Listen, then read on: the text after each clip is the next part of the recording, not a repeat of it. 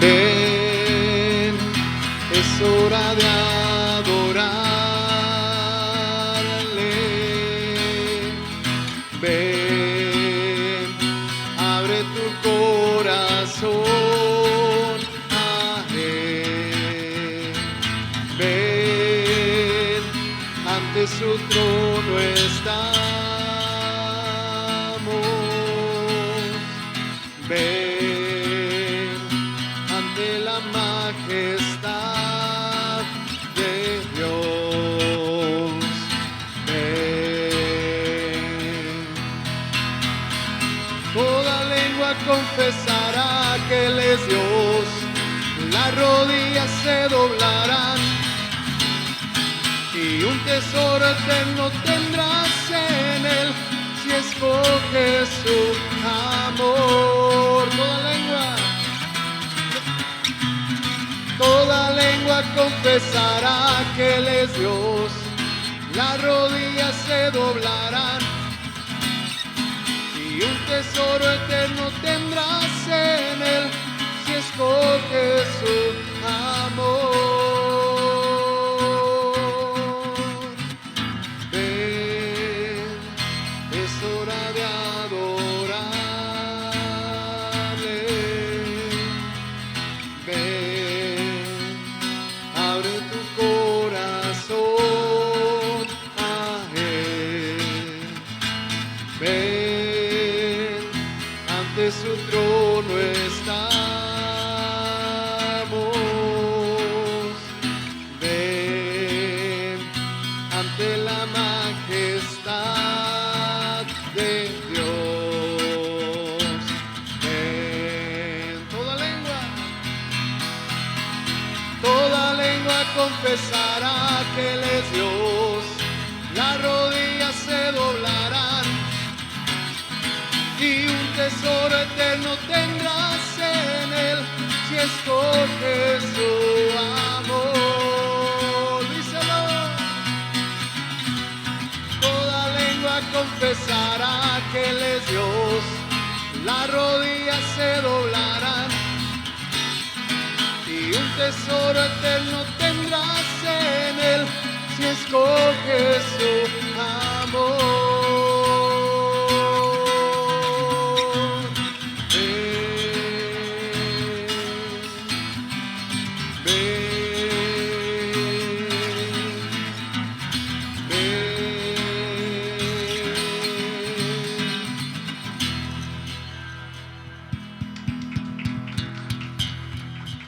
Gloria a Dios. Vamos a hacer una oración a nuestro Dios. Oremos. Padre bendito, te doy gracias, Dios, porque eres bueno, porque para siempre son tus misericordias y nuevas son cada mañana, Señor. Gracias, Padre, porque nos has traído con bien. Te damos gracias porque podemos reunirnos y alabar tu nombre, Señor, exaltarte. Y gracias, Padre, porque nos permites escudriñar tu palabra. Gracias, Dios. Bendice a mi hermano que trae tu palabra, Señor, y también a cada uno de nosotros, Padre. Ayúdanos a abrir nuestros oídos, nuestra mente y nuestro corazón. En el nombre de Cristo Jesús, amén. Yo creo que este canto necesitamos decírselo diariamente a nuestro Dios, diariamente. Todo a Cristo yo me entrego con el fin de serle fiel. Para siempre quiero amarle y agradarle solo a Él.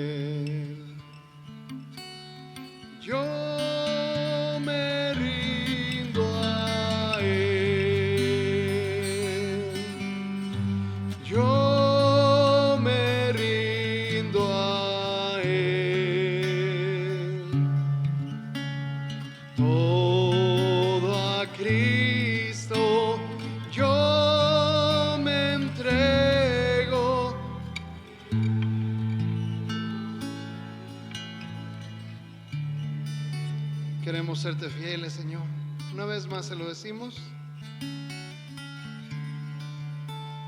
Todo a Cristo yo me entrego con el fin de serle fiel. Para siempre quiero amarle y agradarle solo a Él. Díselo con todo tu corazón. Yo me rindo a Él.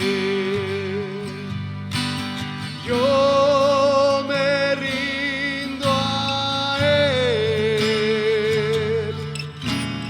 Todo a Cristo yo me entrego. Quiero serle fiel. Yo me rindo. Yo me rindo a Él. Yo me rindo a Él. Todo a Cristo yo me entrego. Quiero serle fiel. Todo a Cristo yo me entrego. Quiero serle fiel. Gracias, Dios, porque tú eres el que nos ayudas a través de tu Santo Espíritu. Tú eres el que nos ayudas a permanecer fieles. Y gracias también te damos, Señor, porque si en algo te hemos fallado o hemos pecado, Señor, abogado tenemos para con el Padre. Gracias, Dios. Gracias, Señor Jesús. Este aplauso es para ti, Dios.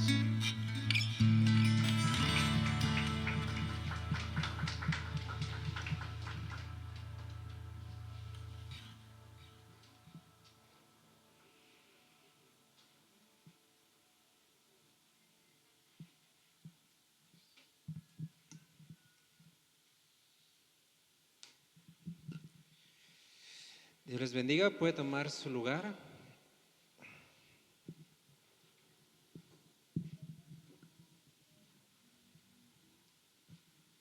Vamos a entrar ahí en Hechos 27, que ya es el penúltimo capítulo. Ya casi acabamos. La semana pasada recuerden que vimos el 25 y el 26 y vimos básicamente cómo Pablo presentó su testimonio a manera de no como usualmente se hace, ¿no? Te doy mi testimonio para que veas cómo Dios me ha transformado, me ha cambiado, para que veas cómo es mi vida mejor ahora, ¿no? Sino que lo usó para glorificar el nombre de Dios. Y que el rey, en ese caso, Agripa, pudiera ver en la figura de Pablo la obra de Cristo, no necesariamente de éxito o de triunfo, que a lo mejor es lo que a veces aspiramos, sino de un corazón transformado, ¿sí? Que fue lo que Pablo, básicamente lo que recalcó, ¿no? Observen cómo un corazón religioso, terco, que buscaba asesinar, ahora cambió totalmente su mente, su corazón, para servir a aquel a quien primero quería matar, ¿no? Entonces, pues eso da una prueba y una fe de que solamente es Dios quien cambia el corazón, porque a veces, pues realmente la parte externa, los modales, incluso el comportamiento, todo eso, para ser así claros, no se necesita a Dios para cambiarlos. ¿Sí me entienden? O sea, uno puede ser moralmente correcto, incluso dejar vicios, incluso arreglar matrimonio, su comportamiento cambiar, y no necesariamente tiene que ser cristiano para hacerlo, ¿sí? Pero la parte del corazón, de actitudes, de deseos, de intenciones, de pensamientos, que surgen del corazón, ese sí, solo Dios lo cambia. ¿Okay? Lamentablemente muchas veces caemos o se ha caído, sobre todo en la iglesia, que sea moralmente correcta, ¿no? Entonces muchas veces tenemos solamente en iglesias o en lugares mundanos que se portan bien, ¿sí? Gente del mundo que simplemente se porta bien, y eso no es lo que viene a hacer la iglesia. La iglesia viene a radicar como un ejemplo, un cuerpo de Cristo para llevar el mensaje del evangelio y que realmente lo que cambie sea el corazón, no solamente lo de afuera, ¿no? Porque será muy fácil decir, ¿saben qué, hermanos? Pues no hagan esto, no hagan aquello, no fumen, traten bien a sus papás, traten bien a sus hijos, a su esposo, a su esposa, pórtense bien en el trabajo y ya. Pero simplemente quedaría ahí, ¿no? Y muchas veces los pecados que traemos, las fallas, los errores, no radican solamente en portarse bien o portarse mal. Yo me atrevería a decir que la mayor parte del tiempo los pecados surgen, y como Jesús dijo, del corazón y de las intenciones del corazón. Muchas veces no pecamos de hecho, pero sí de pensamiento. Y no pecamos de hecho porque Dios interviene, yo creo que la mayor parte del tiempo, que Dios nos detiene y nos frena. Pero en la intención del corazón, pues ya fallamos, ¿no? Por eso es que Jesús dijo, mira, si tú ves a una mujer y aunque no llegues al acto sexual, con codiciarla en tu mente, en tu corazón, ya adulteraste. Es a lo que Jesús iba, es que quería dar a notar y quería hacer relucir en un tiempo de exceso de religión que el corazón era lo que Dios buscaba cambiar y no las apariencias, no lo externo, ¿no? Entonces, todo eso Pablo buscó expresarlo al rey Agripa, un hombre judío, ostentoso y que posiblemente se sintiera bien con esa vida religiosa que llevaba, ¿sí? Pero Pablo le demuestra que no, que es el corazón. Por eso, pues Agripa dijo, no, por poquito y me persuades, casi creo. Para esto entonces entramos a Hechos 27, recuerde, Pablo estaba en Cesarea, era una provincia de Roma, pero no era esencialmente el centro de Roma. Entonces él pidió ser llevado delante del César, y ese recorrido tenía que hacerse a través de pues cruzar el mar, no como tal un mar abierto, pero sí parte de, y era un viaje de alrededor más o menos de mes y medio, ¿sí? El traslado de Cesarea hasta la central de Roma. En todo ese transcurso, en todo ese tiempo, pues a Pablo le toma más tiempo, y te vamos a ver por qué. Pero un transcurso que es aproximadamente de un mes, mes y medio, se vuelve básicamente como de 5 o 6 meses, ¿sí? Ese traslado. Entonces, y en todo ese tiempo vamos a ver la vida, bueno, no vamos a ver todo el tiempo, ¿no? Pero en todo ese tiempo Dios estuvo presente con Pablo, ¿sí? No es como que a Dios se le salía de control de que se me hizo más tarde, ¿no? O se me pasó el tren, el camión y ya no llegué, no. En todo eso Dios tiene el control. Entonces hoy vamos a ver cómo, aunque el barco esté descontrolado, aunque todo esté descontrolado, el timón sigue estando a cargo de Dios, ¿sí? Y así en nuestras vidas, aunque todo parezca estar descontrolado, el timón lo tiene Dios. El timón de nuestras vidas, sí saben qué es el timón, ¿no? A lo que me refiero es este volantito que llevaba el barco, ¿no? Y como un timón, a pesar de ser muy pequeño, pues le daba dirección a un gran barco, ¿no? Entonces, muchas veces, en medio de la adversidad, en medio de los problemas, en medio de las situaciones buenas o malas, a veces creemos como que Dios no tiene control de eso, ¿no? De los tiempos cortos o de los tiempos largos de espera, a veces creemos como que Dios se olvida de algunas cosas, ¿no? Pero en todo Dios siempre tiene el control. Algo que tenemos que recordar constantemente es que nuestras vidas no se trata de nosotros, nuestras vidas se trata de Dios en nosotros. Entonces, si nosotros en una fe genuina hemos rendido nuestra vida a Dios, Él va a venir a tomar el control, ¿sí? Porque ya le rendimos, ya le dijimos, Señor, o sea, de verdad, de corazón, toma mi vida, es tuya. Él dice, ok, yo tomo control, ¿sí? Pero solo en aquellos que realmente han creído.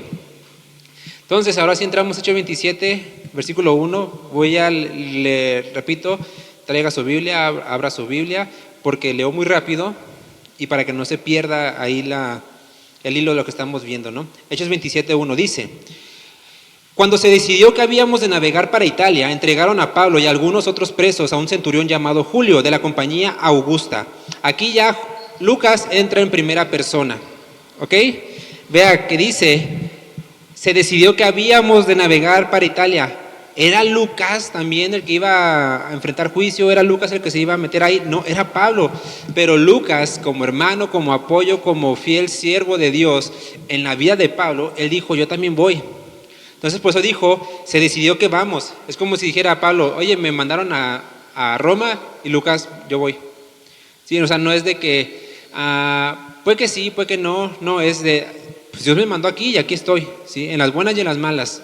Es donde vemos el corazón y la fe de un hermano en Cristo que busca servir a Dios en otros, no solamente en las cosas buenas, sino aún en las malas. Lucas era parte de eso y de hecho, pues ya aquí ya habla en primera persona, ya no solamente de Pablo defendiendo, sino de él, ahora yo estoy aquí con él. Se decidió que habíamos de navegar para Italia, recuerden que es van a la capital en Roma. Entonces dice, y embarcándonos en una nave adramitena que iba a tocar los puertos de Asia, zarpamos estando con nosotros Aristarco, macedonio de Tesalónica. Lucas da algunos detalles de la nave porque en ese contexto sí importa un poquito saber el porqué de esa nave. Sí, lo vamos a ver más adelante. Menciona también a otro hermano, Aristarco. Aristarco también lo menciona Pablo en Colosenses o en Filipenses, no recuerdo, donde dice, Aristarco, mi hermano, que ha servido conmigo en mis prisiones. Entonces, vemos cómo también, no solamente Lucas, sino otros hermanos que posiblemente no sean tan visibles, porque ¿quién conocía a Aristarco? No. Lo menciona la Biblia en esta ocasión, también Pablo lo menciona más adelante en Colosenses o Filipenses, pero solo lo menciona como en gratitud a Dios por ese hermano. O sea, no se menciona en sí qué fue lo que hizo, qué fue lo que predicó, qué fue sus grandes obras, que a veces es lo que queremos ser recordados, pero no.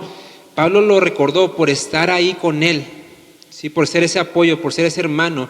Y muchas veces Dios va a hacer que seamos recordados simplemente por estar ahí. A veces queremos proyectar esta imagen de grandes obras, de ser los grandes predicadores, pero muchas veces las vidas de los demás van a ser marcadas porque solamente estemos ahí. Si sabes que estás pasando esto, yo estoy aquí contigo. No puedo hacer grandes cosas o hacer un gran prodigio o gran milagro, pero aquí estoy. Y eso es lo que Dios habla y dice, y también recordemos cuando Jesús dijo, estuve preso, fuiste y me visitaste. Tuve hambre, me diste de comer, estuve desnudo, me diste de un vestido, tuve sed, me diste de beber. Jesús, y le dicen los discípulos, Jesús, ¿cuándo hicimos esto? Y él dice, cuando se lo hicieron a uno de mis pequeños, a mí me lo hicieron. Entonces, sin duda alguna, pues había este amor entre los hermanos. Y dice, versículo 3, al otro día llegamos a Sidón y Julio, tratando humanamente a Pablo, le permitió que fuese a los amigos para ser atendidos por ellos. Y haciéndonos a la vela desde allí, navegamos a Sotavento de Chipre, porque los vientos eran contrarios. Habiendo atravesado el mar frente a Sicilia y Panfilia, arribamos a Mira, ciudad de Licia, y hallando allí el centurión de una nave alejandrina que zarpaba para Italia, nos embarcó en ella. Navegando muchos días despacio y llegando a duras penas frente a Gnido, porque nos impedía el viento, navegamos a Sotavento de Creta frente a Salmón, y costeándola con dificultad llegamos a un lugar que llamaban Buenos Puertos, cerca del cual estaba la ciudad de Lasea. Habiendo pasado mucho tiempo y siendo ya peligrosa la navegación, por haber pasado ya el ayuno, Pablo les amonestaba diciéndole, varones, veo que la navegación va a ser con perjuicio y mucha pérdida, no solo del cargamento y de la nave, sino también de nuestras personas. Pero el centurión daba más crédito al piloto y al patrón de la nave que a lo que Pablo decía, y siendo incómodo el puerto para hibernar, la mayoría acordó zarpar también de allí, por si pudiesen arribar a Fenice, puerto de Creta, que mira al nordeste y sudeste, e invernar allí. Ahora, Lucas nos dice así de forma muy rápida las características de la nave. La nave en sí no era una nave muy buena para salir a mar abierto. Ahora, ellos como tal no estaban en mar abierto, pero, o sea, sí era mar abierto, pero no iban hasta adentro, iban en las costas, o sea, iban costeando. ¿Por qué? Porque si se metían más adelante, más adentro, corrían el riesgo, pues ahora sí que de hundirse, ¿no? Ahora, en medio de todo esto, Dios, repito, sigue teniendo el control. Pablo interviene y les dice, ¿saben qué? Pues vean las condiciones de la nave, vean esto, vean aquello. no nos conviene. Ahora, Pablo aquí menciona algo del ayuno. Aquí a lo que se refiere es que iban ciertos judíos ahí. La nave obviamente llevaba provisiones, pero en esa temporada cayó lo que era el Yom Kippur, que es el de la expiación, que era una fiesta solemne de los judíos donde ayunaban. Entonces, Pablo les decía, pues ciertamente estamos cansados, ¿no? Estamos agobiados, estamos agotados por el ayuno y además, pues las condiciones no dan para que la nave aguante de aquí hasta donde quieren llegar, ¿sí? A lo que dice aquí Lucas es que el jefe, el centurión dijo, pues el piloto dice que sí podemos y el dueño de la nave también dice que sí aguantamos, entonces pues no, o sea, vamos a darle. Ciertamente trataron a Pablo a lo mejor con un poco de desprecio, pero Pablo en todo su recorrido misionero, él ya había navegado muchas veces, o sea, no estaba hablando solamente por hablar. Pablo estaba hablando con justo juicio, estaba diciendo, yo conozco, yo sé lo que es, yo sé lo que se hace, yo sé cómo está todo el asunto, no va a aguantar. Sin embargo, decidieron darle más crédito al piloto y patrón de la nave. Entonces, ellos dijeron, pues vámonos, ¿no? Vamos a darle porque, otra cosa, las condiciones ahí era una temporada de invierno. Era muy conocido y también en esta temporada que en invierno no se navegaba. O sea, era la peor época del año para salir a navegar. ¿Sí? Entonces, imagínense las condiciones. Los tripulantes, pues en ayuno. ¿Ok? Las condiciones del barco no eran las mejores, no era un barco de los acá, muy buenos. Segundo, era la peor temporada para viajar. Entonces, Pablo le está diciendo, piensen bien, ¿no? Razonen bien. A todo esto muchas veces nosotros tenemos ciertamente la razón. Sin embargo, no siempre tenemos la autoridad para ahora sí que tomar la razón. Y es ahí donde tenemos que seguir confiando en el control de Dios. ¿Por qué? Porque pues Pablo no llamó al motín, Pablo no empezó de rebelde, no empezó a gritarle, sabía y reconocía quién era la autoridad. Sin embargo, desde su posición aconsejó, ¿sí? Desde su posición hizo lo que pudo, reconociendo que en él no estaba la autoridad. Y muchas veces, nosotros vamos a tener buenas ideas, buenos consejos, y la autoridad no siempre nos va a hacer caso. Y no por eso tenemos que dejar de confiar en el control de Dios, porque casi siempre damos crédito a Dios cuando yo doy un consejo y me hacen caso, gloria a Dios. Pero cuando doy un consejo y no me hacen caso, ahí es rara la vez que digo, gloria a Dios porque no me hicieron caso, ¿no? Por eso les digo, aquí en esta situación, Dios sigue teniendo el control de ese timón del barco. Dios sigue teniendo el control de la vida de Pablo, de la vida de los que están ahí. Y los vamos a ver más adelante. Dice, versículo 13, y soplando una brisa del sur, pareciéndoles que ya tenían lo que deseaban, es decir, que ya llegaban todos así bien, levaron anclas e iban costeando Creta. Pero no mucho después dio contra la nave un viento huracanado llamado Euroclidón. Ese Euroclidón era como un tipo de huracán pequeño. De hecho ya tenía ese nombre, Euroclidón. Era muy famoso, ¿no? Que si tú veías eso era como que escóndete, o sea, no salgas, hay un Euroclidón. ¿Okay? Entonces dice, y siendo arrebatada la nave y no pudiendo poner proa al viento, nos abandonamos a él y nos dejamos llevar. ¿Qué pasa? Hay un momento en esta parte de la navegación en la cual es mejor, ¿sabes qué? Baja las velas, porque si no el viento nos puede voltear, nos puede hacer y deja que la marea nos lleve.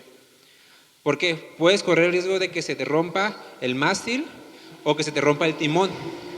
Entonces es más bien, déjate llevar, si no nos puede ir peor y ya no tenemos control cuando se calme la tormenta. Ellos ya no llevaban control del barco, pero ¿quién sí lo llevaba? Dios. Dios conocía toda esa situación. Y habiendo corrido a sotavento de una pequeña isla llamada Clauda, con dificultad pudimos recoger el esquife. Y una vez subido a bordo, usaron de refuerzos para ceñir la nave y teniendo temor de dar con la sirte, arriaron las velas y quedaron a la deriva. Pero siendo combatidos por una furiosa tempestad, al siguiente día empezaron a alijar. Y al tercer día con nuestras propias manos arrojamos los aparejos de la nave, y no apareciendo ni sol ni estrellas por muchos días, y acosados por una tempestad no pequeña, ya habíamos perdido toda esperanza de salvarnos. De los escritos más antiguos, incluyendo la Biblia, este es uno de los pocos, muy pocos, casi únicos, donde se narra de forma muy así clara las partes de la nave, las partes del barco, lo que estaban haciendo, lo que hicieron. O sea, el lenguaje era del lenguaje marino de esa época. Entonces, muy pocos libros nos dan fe de una historia así. Ni siquiera la Odisea, que eran libros reconocidamente como históricos, ¿no? Pero Lucas nos da unos detalles, porque todos estos detalles ayudan a conocer cómo era la nave, ¿sí? No le puedo explicar así de forma concreta porque ese no es el tema, pero todo eso nos enseña que la nave era muy pobre, ¿sí? O sea, que la navecita no iba a aguantar y que desde un principio Pablo ya había advertido eso. Entonces, todos estos detalles nos ayudan a entender que realmente no estaban en condiciones de ganar la tormenta. Por eso, en este momento, Lucas, y él se incluye, vea, no dice perdieron, no dice perdimos. Habíamos perdido toda esperanza de salvarnos. ¿Okay? Lucas se incluye. Sabía la situación. También aquí menciona una situación. Dice que no apareciendo ni sol ni estrellas por muchos días. Actualmente usamos GPS, radares, todo bien bonito, ¿no? Pero ¿cómo creen que se movían en aquellos tiempos? Con las estrellas, ¿sí? Con las estrellas y con el sol decían, vamos para acá, vamos para allá, tal estrella, tal cosa, tal centurión, tal cosa, tal, se me fue el nombre, constelación, nos ayudan a ubicarnos. Pues ahora sí que a ciegas, en una tempestad, con un barco echado a perder, en ayunas, imagínense, o sea, por eso Lucas dice, ya valimos, o sea, sí o sí, ya le bailamos. Porque ellos venían, ahora como decían, costeando para precisamente evitar irse mar adentro. Pero las condiciones los azotaron otra vez hacia mar adentro. En todo esto, recordemos, Dios sigue teniendo el control de ese timón. Entonces Pablo, como hacía ya mucho que no comíamos, puesto en pie en medio de ellos, dijo, habría sido por concierto conveniente, oh varones, haberme oído, y no zarpar de Creta tan solo para recibir este perjuicio y pérdida. Uno pensaría, ¿no? En lo normal, ajá, te dije, ¿no? Se podría leer así. Pero viendo lo que continúa, es Pablo como queriéndoles decir, miren, les estaba hablando con una razón, les estaba hablando con una lógica coherente. ¿Para qué? Para que me hagan caso en lo que les voy a decir ahora, ¿ok? No es solamente decir, mira, te dije, ándele para que se te quite. No, era, bueno, yo les dije, les advertí esto, escúchenme ahora en esto, ¿sí me entienden? Muchas veces pasa esto, ¿no? Damos un consejo, no se hace el consejo, las cosas salen mal, y a veces en lugar de querer ir a ayudar al problema, ir a ayudar y abonar a una solución, queremos ir a decir nada más, te dije. Si queremos ir nada más a decir, ves, tenía la razón. Y si yo voy en esa situación, simplemente es orgullo. Simple y sencillamente es orgullo, el decir, te lo dije. ¿Por qué? Porque quería demostrar solamente que yo tenía la razón, que yo era muy inteligente, que yo era sabio. El espíritu de Pablo no es ese. El espíritu de Pablo es, miren, yo les advertí de esto, pero aquí va una solución. Y es importante entender esto, siempre que se dé un consejo o que se haga algo, si se hace o no se hace a mi manera y todo, dejemos el control a Dios. Porque si no se hace a mi manera, me enojo, porque ¿cómo me despreciaron a mí mi consejo tan hermoso, tan sabio, casi digno del rey Salomón? Las cosas están en el mal y ándele por no hacerme caso, ya ven, les dije, ahora háganle como puedan. Y no, siempre nuestra disposición debe ser la de Jesús, el ayudar. ¿Sabes qué? Te doy este consejo, ¿no lo haces? Ok, pues es bajo tu responsabilidad, pero yo ya te advertí, ¿ok? No salen las cosas como ellos esperaban, sale el mal, y yo quiero ir, no es decirle te lo dije, es ir y decir, ¿sabes qué? Pues sí, te advertí que esto podía pasar, pero mira, vamos a buscar una solución, o yo encontré una solución, o vamos a ayudar. No solamente se trata de pisar y decir, ajá, yo tengo la razón, sino de en todo buscar ayudar, ¿ok? Porque el ir y demostrar solamente que tengo la razón no ayuda en nada. Al contrario, eleva un espíritu de orgullo y crea una barrera entre el ayudante y el ayudador, ¿sí? En lugar de querer solamente demostrar lo que soy, hay que ponernos a ayudar. Por eso Pablo les dice, miren, yo les advertí, pero ahora los animo, los exhorto a tener buen ánimo. Y vean lo que dice Pablo, porque está muy chido.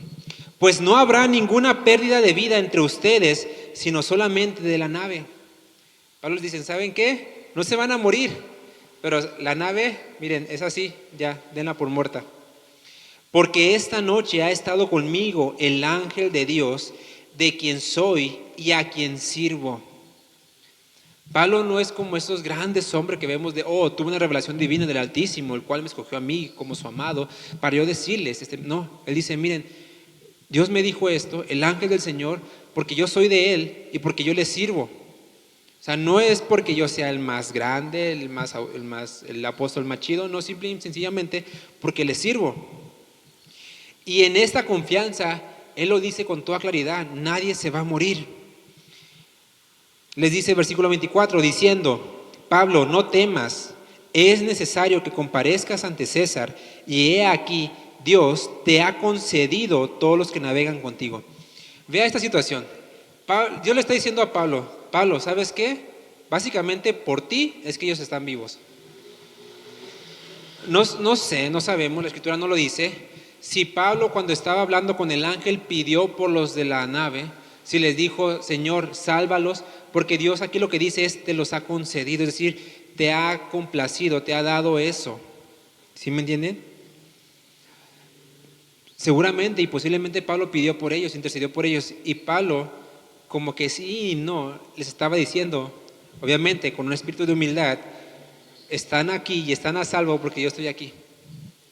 Es como que el lado contrario de lo que vivió Jonás, ¿no? Con Jonás es, se van a morir si yo sigo aquí, échenme al mar. Con Pablo es, van a vivir si yo estoy aquí. ¿Sí me entienden?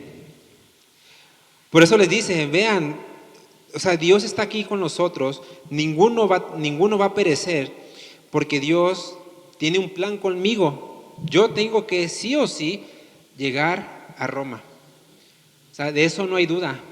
En medio del camino, en todo lo que pasó, Dios lo ha permitido, ¿sí? Aún su mala decisión, Dios la permitió. Muchas veces creemos que Dios solamente está en los buenos actos, pero decía un pastor, si Dios estuviera solamente en los buenos actos, pues nada más estaría presente el 1%. Porque realmente el mundo se caracteriza por los malos actos, por las malas decisiones. Pero en todo eso aún Dios está presente. Dios sigue siendo soberano aún en las malas decisiones, porque fue una mala decisión el haber zarpado en esas condiciones. Pero Dios ahí sigue teniendo el control. ¿Ok? Por eso dice, versículo 25, por tanto, oh varones, tengan buen ánimo, porque yo confío en Dios, que será así como se me ha dicho. Con todo, dice, es necesario que demos en alguna isla. Venida la 14ª noche, y siendo llevados a través del mar Adriático, a la medianoche los marineros sospecharon que estaban cerca de tierra, y echando la sonda hallaron 20 brazas, y pasando un poco más adelante, volviendo a echar la sonda, hallaron 15 brazas, y temiendo dar en escollos, echaron 4 anclas por la popa, y ansiaban que se hiciese de día. La sonda era como una soga con piedra, donde medían más o menos la profundidad del mar, ¿no? Entonces, ellos veían que se iba haciendo cada vez menos, o sea, que estaban más cerca de tierra, pues, menos profundo, había menos profundidad. Entonces, si ellos seguían a la deriva, corrían el riesgo de estrellarse. Por eso dejaron las anclas. Ya que amanezca, ya vemos a ver qué onda, ¿no? Aquí. Entonces, los marineros procuraron huir de la nave y echando el esquife al mar, aparentaban como que querían largar las anclas de proa. Pero Pablo dijo al centurión y a los soldados: si estos no permanecen en la nave, ustedes no pueden salvarlos. Pablo les dijo: acuérdense, yo les dije, si estamos aquí, van a estar a salvo porque yo estoy aquí. Si ustedes se echan al mar y se van en su propio botecito, yo no los puedo salvar, o sea, y ustedes no lo van a poder salvar, se van a morir. Es lo que Pablo les está diciendo. Vean esa seguridad de Pablo en lo que Dios le había dicho. Vean esa confianza de Pablo. Pablo no dudó en ningún momento lo que Dios le había dicho. Y repito, no era con ninguna presunción de que, es por mí. No, sino que estaba confiando en la palabra de Dios, de que Dios le había dicho que los que estuvieran con él en esa nave se iban a salvar. Versículo 32. Entonces los soldados cortaron las amarras del esquife y lo dejaron perderse. Es decir, no les damos chance de que traten de huir. Es como que todos parejos, ¿no? De aquí nadie abandona el barco. Cuando comenzó a amanecer, Pablo exhortaba a todos que comiesen diciendo: este es el 14º día que veláis y permanecéis en ayunas. Fíjense cuántos días. 14 días llevaban en ayuno, sin comer nada. Para esto, usted note la autoridad que Pablo ya tenía. Note la autoridad que Pablo ya tenía, porque incluso ya había aconsejado al centurión.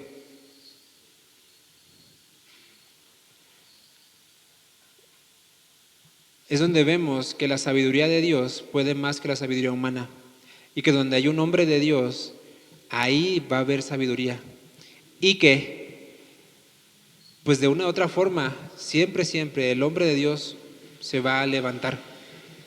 El hombre que busca servir a Dios y que busca servir a los demás siempre va a resaltar, siempre va a salir adelante, siempre va a buscar, no buscar, siempre se va a dar en esa posición de autoridad porque Dios está con él. Aquel, repito, que busca servir a Dios y servir a los demás, no aquel que simplemente está siendo cristiano por ser cristiano, no aquel que solamente está ahí por estar, porque había muchos judíos ahí, había varios hermanos, pero el que tomó la autoridad, el que tomó pues ahora sí que todo lo que tenía era Pablo. Entonces, versículo 34, por tanto les ruego que coman por su salud, pues ni aún un cabello de la cabeza de ninguno de ustedes va a perecer. Y habiendo dicho esto, tomó el pan y dio gracias a Dios en presencia de todos, y partiéndolo comenzó a comer. Pablo les dijo: a ver, aquí voy a empezar yo. O sea, yo ya tengo hambre, vamos a comer, yo voy a empezar, si quieren, échenle ganas, ¿no? Partiéndolo comenzó a comer. Entonces todos, teniendo ya mejor ánimo, comieron también. Y éramos todas las personas de la nave 276, y ya satisfechos, aligeraron la nave echando el trigo al mar. Vean incluso la confianza que ellos tuvieron de la palabra de Pablo para decir: ¿saben qué? Tiren la comida al mar. Esto solamente pues es Dios trabajando en eso, Dios obrando en todo eso, porque están en medio del mar, sin rumbo fijo, sin saber a dónde irían, si al lugar donde iban iba a haber comida o no. Pero como Dios ya les había dicho a través de Pablo, van a vivir, pues ¿saben qué? Pues ya, vamos a aligerar la nave, no voy a hacer que pasen algunas cosas malas, tiren la comida. Entonces, cuando se hizo de día, no reconocían la tierra, pero venían una ensenada que tenía playa, en la cual acordaron varar, si pudiesen, la nave. Cortando pues las anclas, las dejaron en el mar, largando también las amarras del timón, e izada al viento la vela de proa, enfilaron hacia la playa. Pero dando en un lugar de 2 aguas, hicieron encallar la nave, y la proa, hincada, quedó inmóvil, y la popa se abría con violencia del mar. En pocas palabras, dijeron: ya vimos a dónde vamos, la isla o el lugar a donde vamos a llegar, pues ahora sí que dejémonos que el mismo mar nos lleve para allá.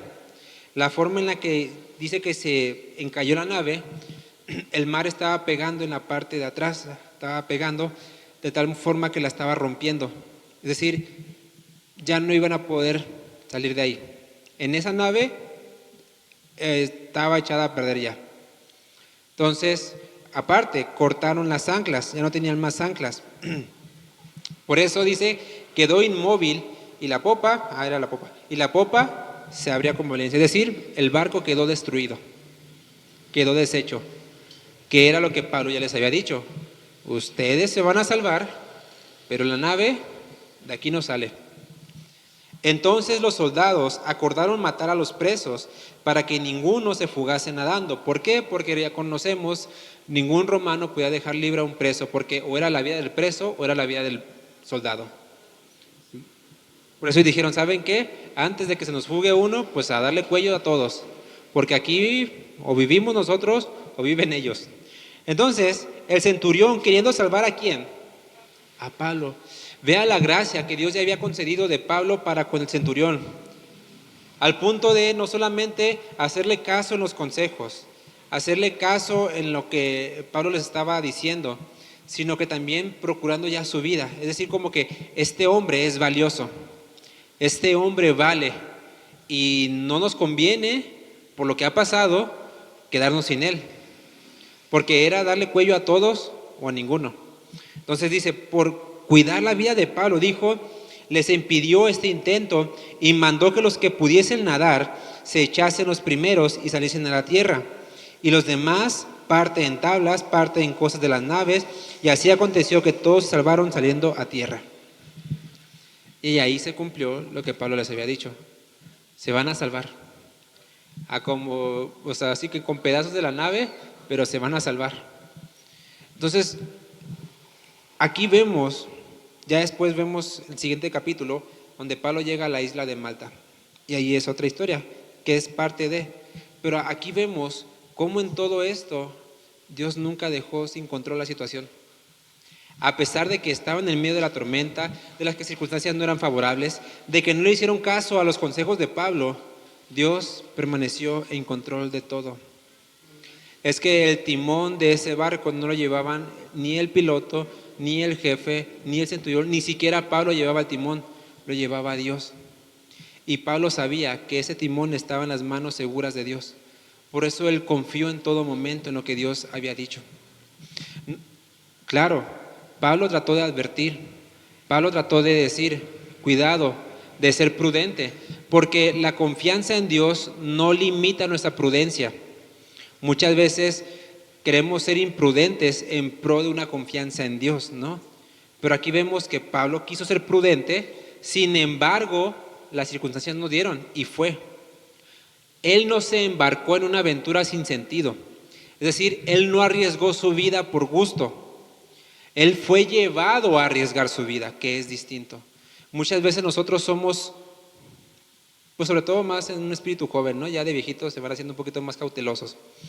Pero como jóvenes muchas veces creemos que vamos a vivir toda la vida. Creemos que nuestras vidas es imparable, ¿no? Que podemos saltar una montaña y vamos a seguir viviendo. Y no medimos y no se miden los riesgos. No aprendemos todavía como que ese chip de ver hacia el futuro el riesgo que corro. Y a veces confiamos en Dios de una forma imprudente, que no debe de ser. Hay situaciones en las que sí nos vemos arriesgados, pero no por nuestra culpa, sino por situaciones externas. Y ahí Dios sigue obrando. Pero yo no voy a ir de tonto a arriesgarme sin sentido. Sí, a arriesgar mi vida por algo que pues no vale la pena, ¿no?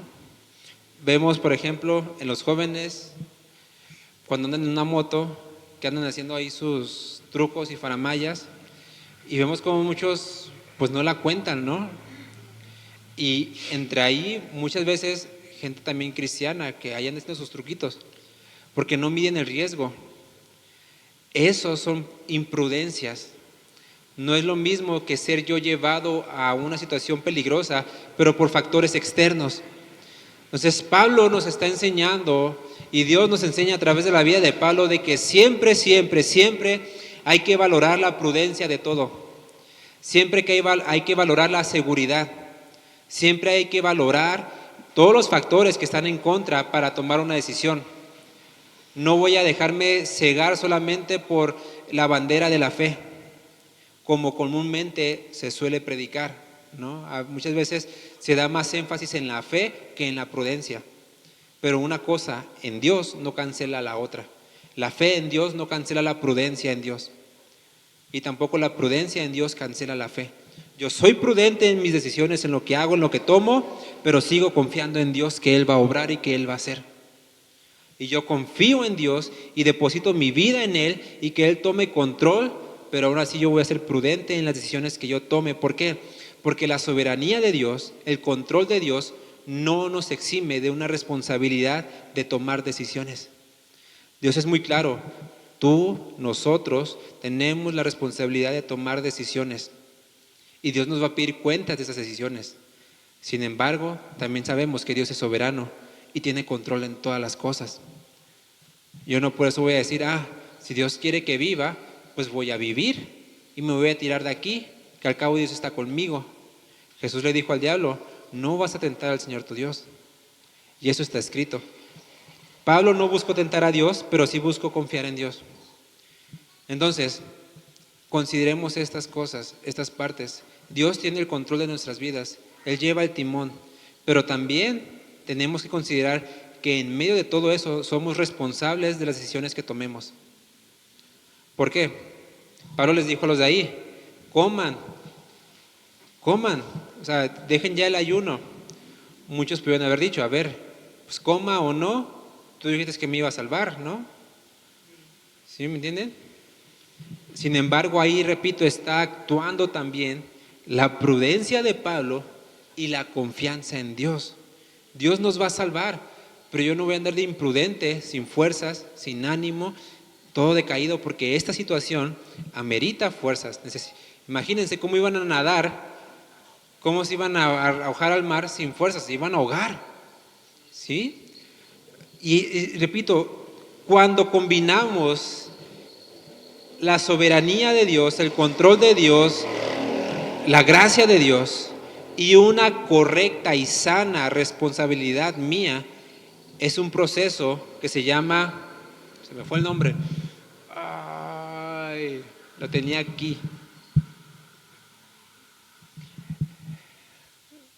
se la debo, pero es una fusión, como cuando dos medicamentos, por ejemplo, ¿usted sabía que el cloro es veneno? El sodio, así por sí solo, es veneno. Pero si tú los juntas, crea una fórmula que se llama cloruro de sodio. ¿Sabe qué es eso? El cloruro de sodio, la sal. ¿Qué necesita nuestro cuerpo? Sal. ¿Sí me entienden? Entonces, esa combinación, que no recuerdo cómo se llama, se la debo esa palabra, eso es lo que Dios viene, sinergia,